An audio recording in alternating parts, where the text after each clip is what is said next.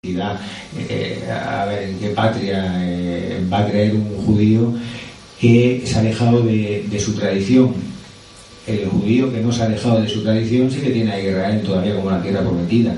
El que se ha alejado de su tradición, como Israel tiene una connotación religiosa, no cree en Israel y por tanto ya le va bien seguir viviendo en el seno de las sociedades en las que vive y continuar, por supuesto, actuando de manera deleteria, ¿no? Ya le va bien la diáspora, la mayoría de los judíos no tienen ninguna intención de volver a Israel, ya le va bien vivir donde viven y actuar donde actúan, ¿no? Pues ese internacionalismo, dice ahora que es eso, que sobre todo es la consecuencia de ser una antirraza, no tener una referencia. ¿A qué tierra volvemos? El judío ha perdido su tradición. ¿A qué tierra vuelvo? Palestina, bueno, Israel es cuestión religiosa, la tierra prometida. Vuelvo al antiguo territorio habitado por los tártaros, porque tengo sangre nazi y tal, que deriva de, bueno, viene del Imperio Khazar, de los tártaros más antiguamente. ¿Dónde voy? Al norte de África, que también tengo raza camita. Me voy a Europa, que por ahí corre por mis venas el evento filisteo, ¿no? Igual hasta Galos, ¿no? Galilea viene de Galos, ¿no? ¿Dónde voy, no? Por tanto ya me va bien vivir donde vivo y continuar haciendo apología del internacionalismo, pues eso, aparte de hacer la apología del internacionalismo, como consecuencia de ello, pues voy destruyendo la conciencia identitaria de los países en los que habito o en los países a los que llegan nuestras ideas deleterias, de hecho, igual lo califica al pueblo judío como un paria étnico, ¿no? Por el hecho de ser esta mezcolanza contradictoria de razas, ¿no?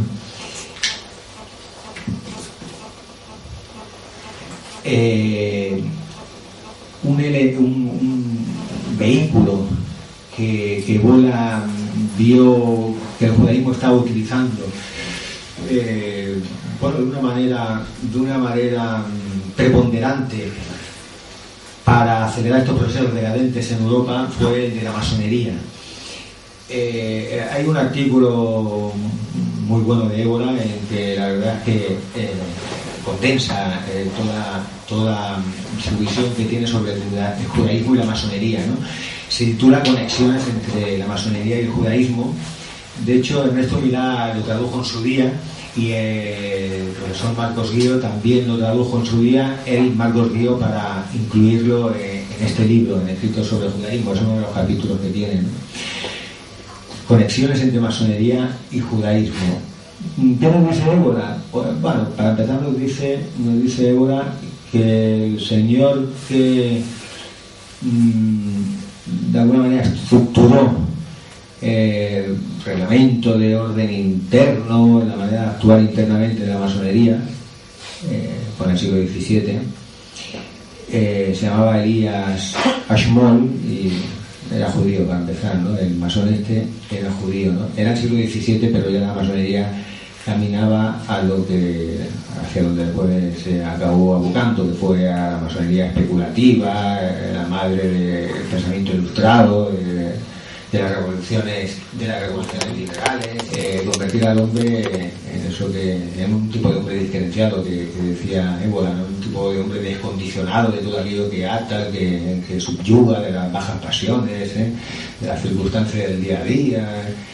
Pues esa masonería ya en el siglo XVII había entrado en un proceso de decadencia e iba abocando hacia lo que se convirtió mayoritariamente a principios del siglo XVIII, cuando sería la Gran Logia de Inglaterra, 1717, que es ya totalmente la masonería subversiva que todos conocéis, ¿no? Pues Elías Ashmole, ya judío que era, fue el que se encargó de la organización del aspecto interno de la masonería, ¿no?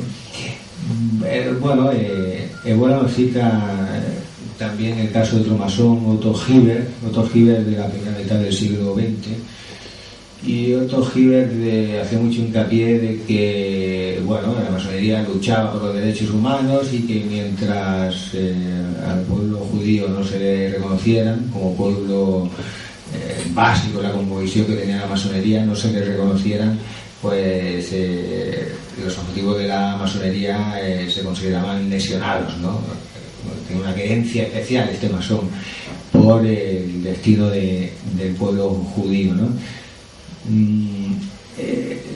Nos menciona Évola también a otro judío, Eli Eberlin, bueno, que hablaba también de los derechos humanos, igual que el anterior, igual que el masón Otto Hiber, ¿no? El derecho humano, siempre bueno, la bandera principalmente enarbolada por el liberalismo, por la masonería en su momento, ¿no? Habla también de los derechos humanos y aporta un elemento nuevo, ¿no? Dice este judío Eli Eberlin que el pueblo judío se debe convertir como una especie como de mesías colectivo. Los judíos siempre esperan un mesías, pues este habla del pueblo judío sería el mesías colectivo e implantaría los derechos humanos en el mundo. Véase ya la relación que hay entre los objetivos de cierta judería, hablando de derechos humanos y tal, y los objetivos de la masonería. Otto Hiber también hablaba, como he dicho anteriormente, de los derechos humanos como leitmotiv, ¿no? Claro que cuando este último que he mencionado, Eli Eberlin, habla de mesías colectivo, que tiene como objetivo algo tan loable como es la implantación de los derechos humanos, bueno, loable para el hombrecillo moderno de hoy en día, ¿no? Pues parece que tiene muy buenas intenciones, ¿no? Pero claro, Évola se pregunta muchas veces, tras estas intenciones, digamos, no habrá algo escondido, es decir, ¿el judío quiere esto de los derechos humanos para todo el mundo o habla de los derechos humanos y de otras cosas, como por ejemplo acabar, tal como hablaba en la década de los años 10 del siglo XX, acabar con las formas tradicionales, la vía tiránica, las formas imperiales, la vía tiránica, acabar con las fronteras, porque están a favor del internacionalismo, en definitiva de la pérdida de identidades propias de cada pueblo. ¿Lo quieren para todo el mundo o lo quieren solo, pensaba Évola, lo quiere solo para el pueblo, por ejemplo, europeo, y para ellos no, ellos conservar su tradición, seguir fieles a su ley? Pues claro, da que pensar la cosa, porque esto de hablar del mesías colectivo, del que hablaba Eli Eberlin, pues también lo menciona, por ejemplo, Baruch Levi. Y Baruch Levi, que era judío por supuesto, también era masón, y resulta que de laico tenía poco, o sea que seguía fiel a su ley. Parece que para él estos procesos laicos y materializantes, para su pueblo no los quería, ¿no? Porque era precisamente rabino. Era rabino, o sea que aquí parece que hay doble vara de medir, ¿no? Porque ahí no quiere, piensa Évola, igual no quiere para él lo que sí que está implantando o quiere implantar al resto del mundo, ¿no? De hecho, Baruch Levi, aparte de ser judío, masón, rabino, era el confesor de Marc Rothschild, es decir, de Carlos Marx. Carlos Marx no era ateo, ¿no? Bueno, tenía un confesor, un rabino, ¿no? Por lo cual también podríamos deducir que Marx igual quería esta sociedad sin religión, este mundo igualitario, despersonalizado, gregario, igual lo quería para los gentiles, pero no para su pueblo, ¿no?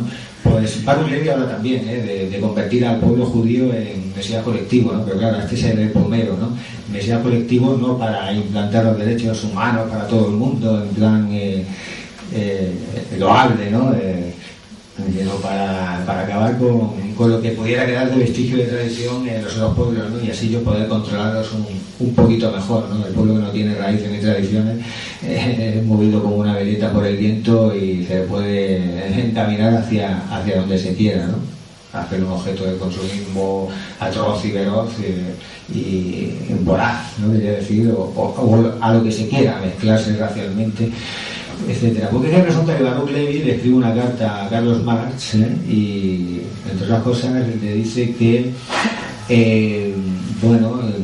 llegará un momento que se solidariza, o ve como muy aprovechable las teorías marxistas de Marc Rothschild y de Marx, y él le dice que sí, que hay que implantar esta sociedad en la que acabaremos con la propiedad privada, los bienes serán manejados por nosotros, por los judíos, distribuiremos nosotros, seremos los acaparadores de la riqueza,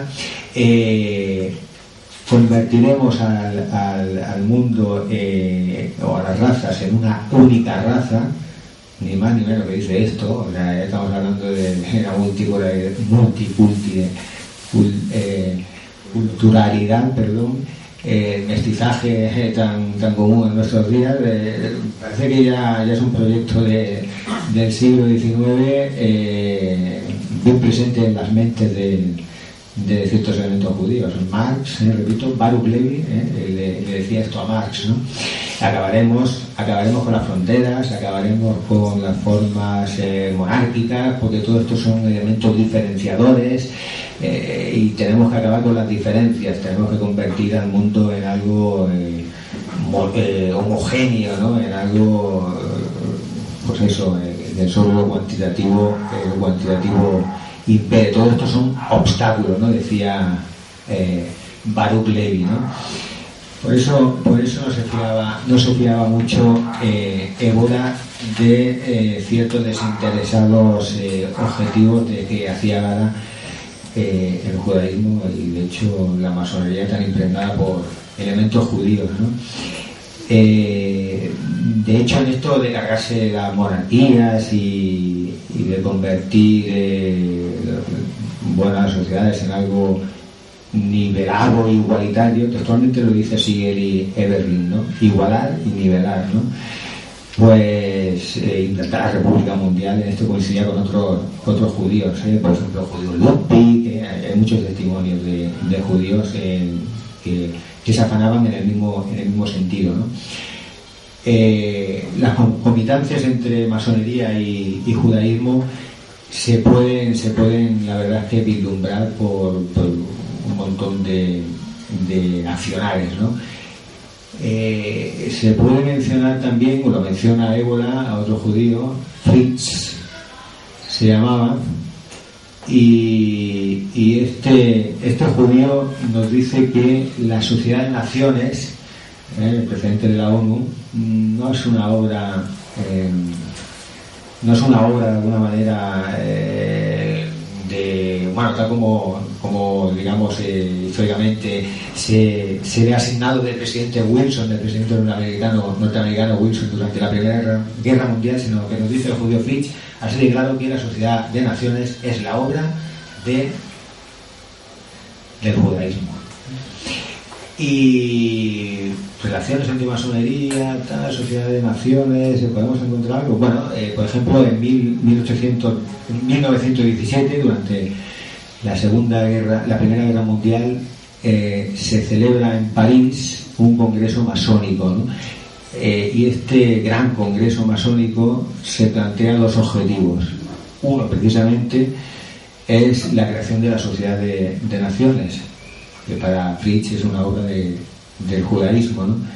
Y la otra, sencillamente, es la de acabar con las formas monárquicas que aún tenían algunos vestigios de valores tradicionales, como el de la jerarquía, el del sentido ascético, militar de la vida, acabar con ellas, ¿no? Como de hecho consiguieron, ¿no? Con el fin de la Primera Guerra Mundial y con la destrucción de el Imperio Austrohúngaro, el Segundo Reich alemán, ¿no? O sea que hay continuamente comunión de objetivos entre masonería y judaísmo, ¿no?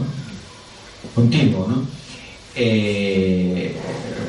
Hay tantos testimonios en este sentido. Otro judío rabino, Merritt se llamaba, mencionando el lugar del culto de una tenida concreta de la masónica, una reunión masónica que estaba teniendo lugar, en la cual participaba como masón que era, parte de judío. Dice, no hay mejor sitio más indicado de celebrar esta reunión que este templo, ¿no? El templo era una sinagoga, no era un templo católico precisamente, ¿no? Nos menciona ahora también otro detalle, por ejemplo, el secular anticatolicismo de masonería y judaísmo. Aquí también había una convergencia total de objetivos, ¿no? Ya sabemos los problemas que hubo entre masonería y Iglesia Católica, sobre todo en el siglo XIX, en el que el papado aún respondía con cierta contundencia, ¿no?, ante el liberalismo incluso, ¿no? Y bueno, nos dice, claro, del resentimiento secular del pueblo judío contra el catolicismo, que en teoría también había promovido las persecuciones contra los judíos. Ese secular resentimiento pues le llevó al judaísmo a un anticatolicismo que también es común a la masonería. La masonería, por supuesto, está por implantar y estaba por las ideas librepensadoras, el relativismo de todo tipo, moral, no hay verdades absolutas, todo es discutible, no hay ni divinidad, bueno, todo depende de la voluntad del pueblo, de la voluntad variable del pueblo y manipulable del pueblo, y por tanto chocaba la masonería con el catolicismo, ¿no? Y ahí confluían judaísmo en su anticatolicismo y masonería, lo dice Évola, por supuesto, coinciden como en tantísimas cosas, ¿no? De hecho nos dice un gran experto en digamos en los poderes ocultos que tanto han abocado a Europa a la decadencia, un gran experto en ello, por cierto, bueno, León de Poncín se llamaba, por cierto, Évola, uno de sus libros de León de Poncín, escrito junto con Manuel Malinsky, que se llamaba La Guerra Oculta, Évola lo tradujo al italiano, ¿no? Pues en otro libro, León de Poncín, titulado La Vérité Israélite, la verdad Israel, sencillamente nos dice que el espíritu de la masonería es el espíritu del judaísmo, lo tiene clarísimo, ¿no? Esto hizo llevar a historiadores de la masonería a pensar, igual que Évola lo hizo, que si detrás de la masonería no habría un secreto, ¿no? El secreto sería ese, ¿no? Quizá un accionar consciente del judío fiel a su tradición que quiere destruir la tradición del pueblo en el que vive, ¿no? Uno que lo tuvo muy claro y concretamente dijo eso: el secreto de la masonería es el judaísmo, frase textual. Pues fue Spatz Bostunitz, que fue un alemán ucraniano de la Ucrania alemana de por entonces, que fue miembro de la ANENERME, fue SS, por tanto, concretamente fue Standartenführer, ¿no? Fue un gran historiador de la masonería, Bartz Bostunitz. Parecen primas hermanas, en los análisis que nos hace Évola, que nos hace Bostunitz, que nos hace León de Poncín. Parece que los objetivos son exactamente los mismos, primos hermanos en masonería y judaísmo, ¿no? Bien, acaba Évola este artículo sobre las conexiones entre judaísmo y masonería también afirmando con contundencia, ¿no?, que intentar detener el accionar de la masonería es un deber nuestro, porque es una de las herramientas principales de las que se está sirviendo una raza que no es la nuestra, dice Évola textualmente, y cuyo triunfo de esta raza que no es la nuestra, visible o invisible a través de otros organismos como pudieran ser la masonería, a través de esta organización, dice que no tendría otro significado más que, y dice textualmente, más que el declive de la más preciosa herencia de la mejor cultura europea. Así lo dice, claro, ¿no? Creo que es una frase muy bonita, y la verdad es que también como para estar alerta, ¿no? Estar alerta, que es algo que nos quiere poner, o quería poner Évola ante la influencia de la masonería y la acción de la masonería, y de quien presuntamente se encontraba, o posiblemente se encontrara detrás de ella. Bien, dejando este tema de lado, el de la masonería y el judaísmo y sus conexiones, bueno, también nos hace Évola una buena relación de elementos judíos que han tenido un papel nefasto, ¿no?, en lo que pudiera quedar de tradición en Europa, ¿no? Nos cita en primer lugar pues a toda la caterva impresionante de marxistas judíos, que no son pocos, la verdad, nos cita Marx, por supuesto, Margovchanin, su auténtico nombre, nos cita casi pues todos los líderes de la revolución bolchevique, a excepción de Lenin, nos comenta, nos cita a Rosa Luxemburg, el Partido Comunista Alemán, y bueno, de hecho se podían añadir más. Kautsky, Haas eran algunos de los grandes líderes del Partido Comunista Alemán, que eran judíos también. Liebknecht también era judío. La cifra es, la verdad es que extensa, ¿no? Y bueno, podemos añadir y lo añadía de hecho Evola Trotsky también lo citaba, ¿no? Como judío que era, ¿no? O pasando a otro campo, pues nos cita a los psicoanalistas. Ya hablé antes de Freud, de Adler, que era también psicoanalista vienés, igual que Freud, ¿sí? Podríamos hablar, que lo menciona también Ébola, del filósofo francés, bueno, francés entre comillas, ¿no? Porque ya sabemos que el judío, la verdad es que es poco fiel a su patria de adopción, ¿no?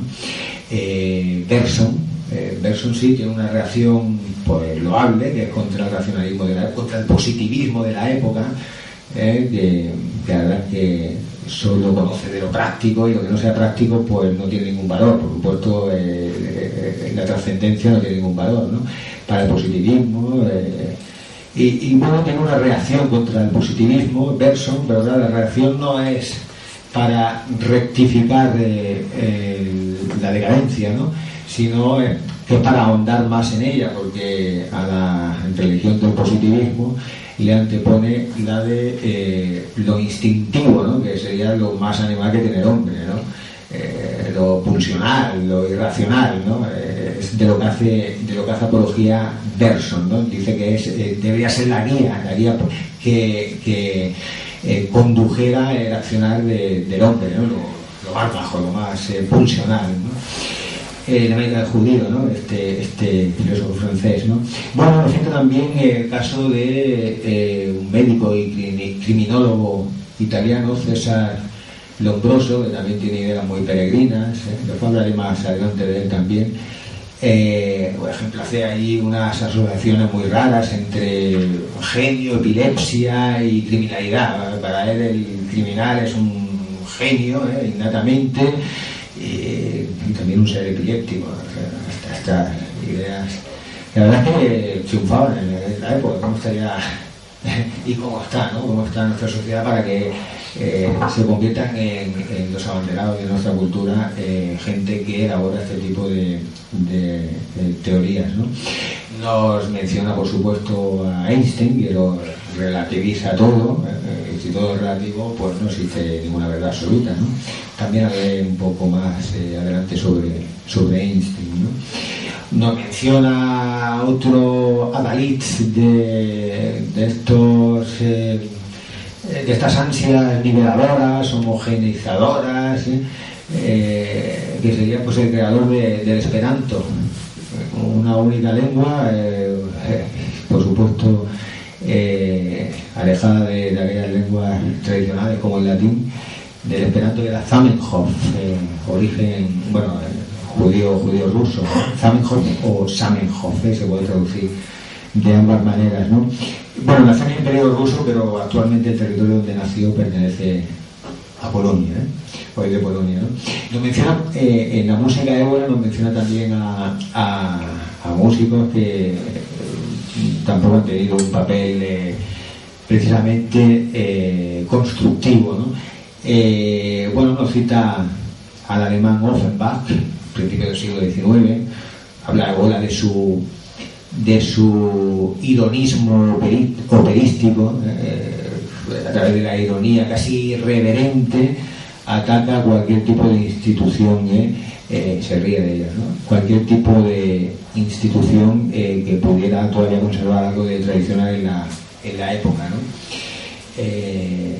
Bueno, ese es un poco esta mentalidad cáustica del judío que hablaba antes, del judío que, bueno, cuando pierde su ley, su elemento cohesionador, su ley religiosa, la ley mosaica, pues se dedica a eso, como elemento caótico que es, por esa amalgama de razas, se dedica también a provocar el caos, ¿no? Allá donde donde vive, ¿no? Donde habita, ¿no? Y Offenbach sería un buen caso, un buen ejemplo de ello, su ironismo operístico, nos dice Ébola, o nos cita a Ébola también en el mundo de la música, pues a Schoenberg, ¿no? Al austriaco Schoenberg, que bueno, en ese típico accionar del judío de cargarse cualquier tipo de referencia, me parece que los referentes, el mundo tradicional, digamos, era un mundo de referentes, ¿no?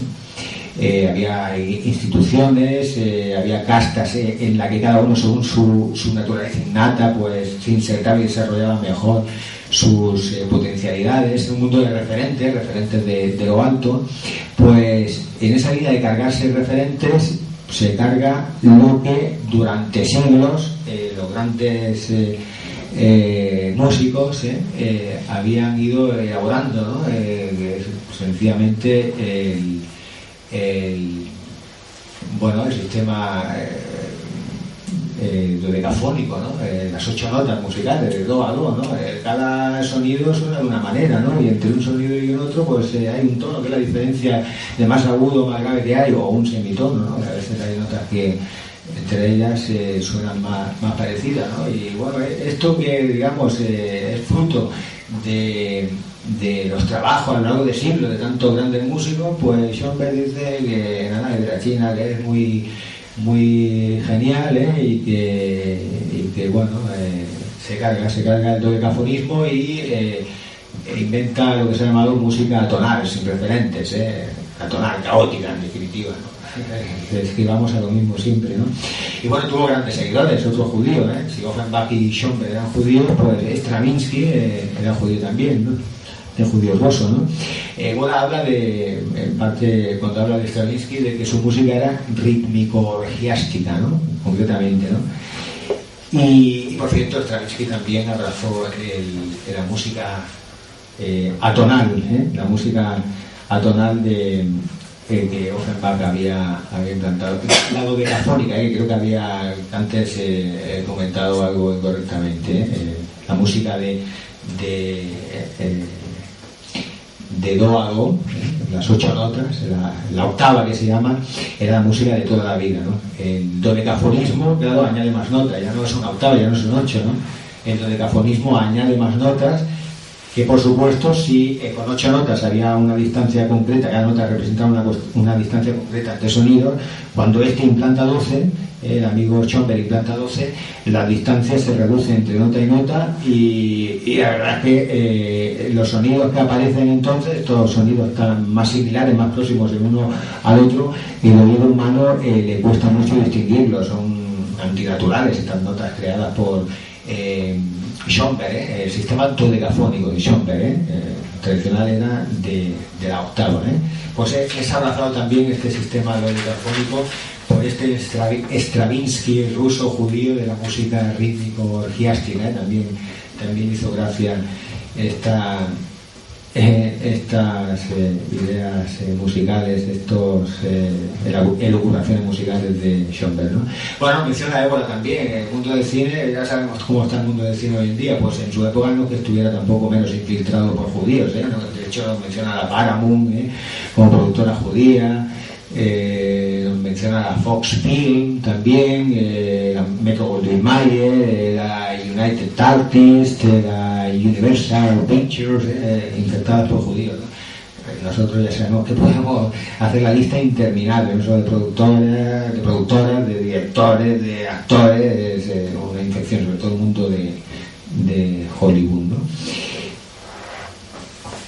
Comenté antes que a uno de los personajes que citaba también nefasto, su teoría nefasta era a Albert Einstein, ¿no? Ébola habla de la teoría de la relatividad, ¿no? Bueno, primero ya para un poco centrarnos de que los judíos no son, digamos, ajenos a esta teoría, no por el hecho de que Einstein sea su principal, el que la formuló, ¿no? Principalmente, sino que no eran ajenos porque de hecho la mayoría de físicos de renombre, ¿no? que también han hecho de ella, digamos, la gran teoría de la física moderna, son también judíos, ¿no? De hecho, entre sus seguidores se encuentra el judío Weil, entre los grandes, digamos, desarrolladores y seguidores de la teoría de la relatividad. Se encuentra otro judío, un judío o italiano, Enríquez, otro alemán, Born, y de hecho Einstein, para formular la teoría de la relatividad, se basa en la teoría del espacio. La teoría del espacio la formuló un judío que se llama Minkowski, o por ejemplo las reformas del cálculo infinitesimal que realizó otro judío también italiano, Levi Civita. ¿Qué podemos decir qué decía Évola de la teoría de la relatividad? Pues que primero decía, la referencia nuestra tiene que ser en el mundo de la tradición. En el mundo de la tradición, toda la ciencia, ciencias sagradas, conocían que el origen último, el origen primero, mejor dicho, ¿no?, de cualquier fenómeno natural se encontraba en el mundo sutil, en el mundo trascendente, ¿no?, en el mundo espiritual. Hay una serie de fuerzas en todo el cosmos que actúan de manera armónica y que hacen posible eso, la armonía del cosmos. De hecho, esto era una certeza en el mundo tradicional desde milenios, ¿no? Se puede consultar el I Ching, el libro de las mutaciones, nos habla de ello, o Lao Tse, el taoísmo. Era precisamente su principal centro de interés era el de estar bien armónicamente y el de estudiar las leyes que de una manera, las fuerzas, los números que decía en la antigua Roma, las fuerzas que de una manera coordinada, armónica, hacían posible el desarrollarse, el devenir del cosmos y hacían posible que el cosmos fuera un reflejo de lo perfecto, ¿no? Porque el cosmos, por supuesto, venía de la manifestación del principio supremo, ¿no?, del motor inmóvil aquel que mencionaba, ¿no?, de Aristóteles, ¿no? Es decir, para la tradición estaba clarísimo que las manifestaciones del mundo físico eran un reflejo del mundo metafísico, ¿no? Lo de abajo es un reflejo de lo de arriba. El cosmos es algo holístico, todo funciona a una, no hay nada desgajado. Lo desgaja. De hecho, se inventa nociones diferentes, ¿no? Aplica a la física una especie de la especulación más abstracta, un racionalismo, lo reduce todo a fórmulas matemáticas. La física queda reducida a fórmulas matemáticas del racionalismo más abstracto que pueda haber. De hecho, se crean nociones nuevas, ya no está el espacio y el tiempo, no, crea una especie de entelequia llamada espacio-tiempo, ¿no? Es lo que es, no existe en el cosmos, es eso del espacio-tiempo, ¿no? Es desgajarse de hecho de la realidad física, ¿no?, de la realidad del cosmos, ¿no? Crear especular y crear una física al servicio de la matemática, ¿no? De hecho, nos dice ahora que esta propensión a la matemática, al número, es muy típica del pueblo, de los semitas, ¿no?, dice en general. El sistema métrico decimal que utilizamos, los números que utilizamos son de un pueblo semita también, son los árabes. De hecho, los romanos no utilizaban sus propios métodos de medida y no esto de las operaciones básicas, de las 4 operaciones que gracias al sistema métrico decimal, de la numerología árabe, que utilizamos nosotros, en el mundo romano, por ejemplo, no se hacía así, ¿no? ¿Por qué? Por eso, porque dice que el mundo semita tiene una cierta creencia hacia la matemática, ¿no? Así dice que es explicable, pues, la aparición de la cábala entre el judaísmo, ¿no? Numerología, de hecho, ¿no? Aunque también nos dice que la cábala es de lo mejorcito que hay en la tradición judía, de lo mejorcito, ¿no? Por cierto, la cábala es de lo mejorcito y es creación básicamente de judíos de aquí, de sefarditas, ¿no? De Maimónides, por ejemplo, ¿no? Por cierto, dice Chamberlain, gran grafista del siglo XIX, que los sefarditas eran lo mejorcito que había en el judaísmo, ¿no? Ya lo comenté antes que seguramente la inmensa mayoría de sefarditas eran racialmente hispanorromanos, de judíos de Palestina habría poquitos, ¿no? Tienen cierta herencia, mucha herencia hacia la matemática, los pueblos semitas, y también nos hace una pequeña acotación, ¿no? Ébola, ¿no? Hablando de todo ello, ¿no? Hablar de pueblos semitas, comenta como dato también curioso relacionado con el mundo de la física, el mundo de la astrología, que es significativo como el hecho de que entre pueblos semitas como babilonios, asirios, caldeos, la astrología que la basaban ellos en la contemplación de la luna y los planetas. La luna, recordando lo que comenté antes de la espiritualidad lunar, ¿no? Los planetas tampoco tienen luz propia, ¿no? No tienen luz, de hecho, ni reflejada, ¿no? Igual que la luna, ¿no? En cambio dice que pueblos indoeuropeos, como mínimo en su origen, como fue el del Antiguo Egipto, el alto imperio del Antiguo Egipto, basaban su astrología, por supuesto una ciencia sacra, como toda ciencia tradicional, en la observación precisamente del Sol y de las estrellas, ¿no? Que tienen luz propia, ¿no? Todo concuerda, digamos, la tradición no es incoherente en nada, igual que el mundo moderno no es incoherente en nada, todo.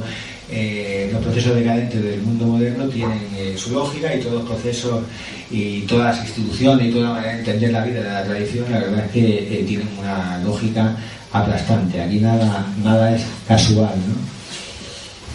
Bueno, pues esto Einstein lo relativiza todo, lo reduce todo al número, a elucubraciones abstractas, reduce la física a la matemática, lo real a la matemática. Esto ha sido muy propio siempre del evento judío, ¿no? Es elucubrar, evento discursivo, inventarse teorías que muchas veces no tienen nada que ver con la realidad, una realidad que siempre había vivido el mundo indoeuropeo y la había sacralizado el mundo indoeuropeo de la tradición, ¿no? Dejando el tema de la teoría de la relatividad de lado, también nos hace un apartado especial Ébola al tema de la psicología criminalística judía, ¿no?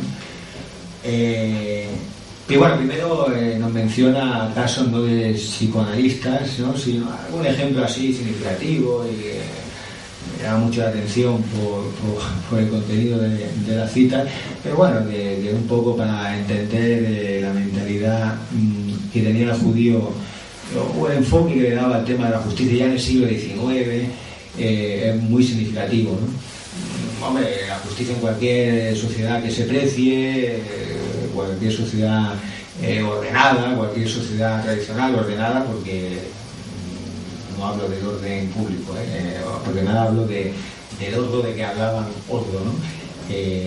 Los clásicos, que bueno, una sociedad tenía que estar ordenada, porque sencillamente tenía que reflejar el orden del cosmos, ¿no? El macrocosmos tenía que reflejarse en el microcosmos, ¿no?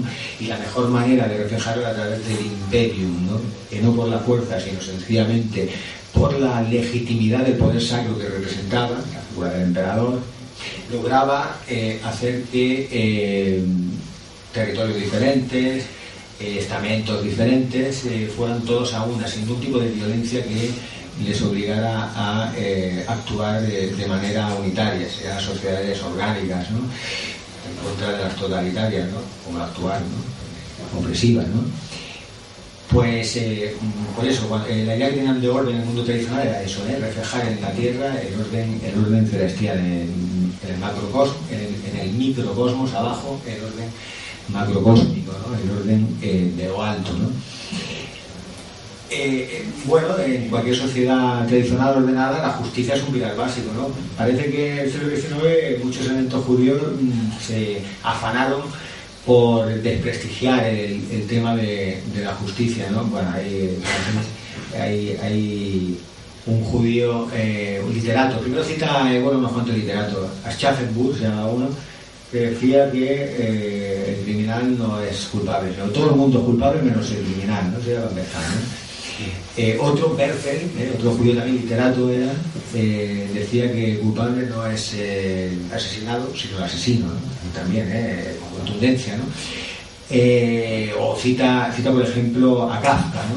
Que en su libro El proceso describe como a una pobre persona mermada, se le ha cometido un crimen, lo enjuician y no se da cuenta de su culpabilidad hasta el momento en que va al patíbulo, ¿no? Entonces, claro, Kafka lo que quiere decir es que inhumana es la justicia, que no tiene en cuenta atenuantes de ningún tipo, bueno, y lo critica un judío, vamos, el judaísmo tradicional tiene clarísimo del ojo por ojo, diente por diente, no hay atenuantes que valgan, aquí tiene hierro mata y hierro muere, ¿no? Para ellos, lo que no quieren para ellos parece que sí que lo quieren para los demás, ¿no? Que existan los atenuantes para otros pueblos, la justicia de otros pueblos, pero no para el suyo, ¿no? Bueno, aunque la justicia del talión seguramente no sea la que estrictamente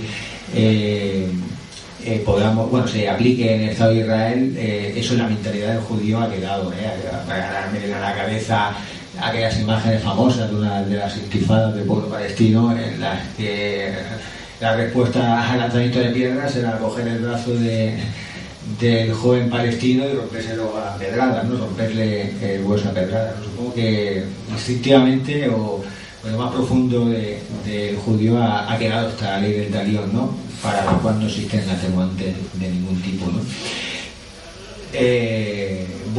Estos son literatos, ¿no? Schaffenburg, Berfeld, el mismo Kafka.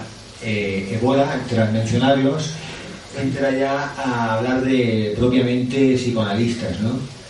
Nos dice que los marxistas también desprestigian los marxistas psicoanalistas, desprestigian también el tema de la justicia y de hecho no responsabilizan nunca al criminal, ¿no? El criminal es víctima de la sociedad opresora, capitalista, y por tanto pobrecillo tampoco hay que castigar, ¿no?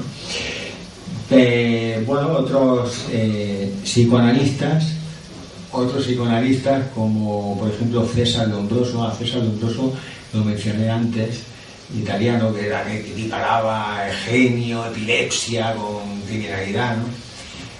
César Lombroso decía sencillamente que era algo innato en el criminal ser criminal y por tanto pobrecillo no tenía culpa, era algo que le salía de dentro de cometer un crimen. ¿Cómo lo ibas a castigar, no? Estamos desprestigiando, estamos quitando cualquier tipo de poder a la justicia con este tipo de planteamientos de una manera impresionante, ¿no?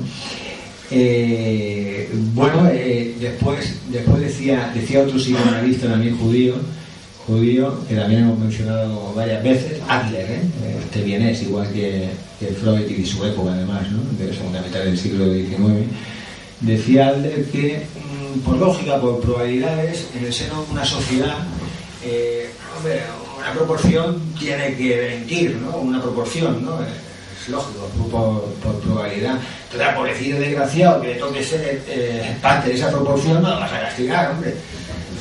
Si alguien tiene que mentir, no lo vas a castigar, ¿no? César Lombroso, que privilegiada también, ¿no? También decía César Lombroso que el criminal adolece de un complejo de inferioridad. Claro, lleva un complejo de inferioridad. El pobrecillo, claro, como lo castigue, se va a sentir humillado con estos complejos. Y si se siente humillado, todavía va a volver a delinquir otra vez, por tanto no lo castigues. Por los manos de un psicoanalista, decía César Lombroso, ¿no? Él no castigó, y bueno, si nos vamos a Freud, pues ya nos podemos imaginar también por dónde andan los tiros, ¿no? Freud decía, el psicoanalista, el delincuente es un tipo acomplejado, asimilado mal el complejo de Edipo, un tipo acomplejado, pobrecillo, ¿no? Claro, como está acomplejado, se siente culpable por su complejo de Edipo, porque quería tener relaciones pues con su madre, sexuales con su madre, ¿no? Cuando era pequeñito, ¿no? Claro, el tío se siente culpable. Por tanto, ¿qué va a buscar?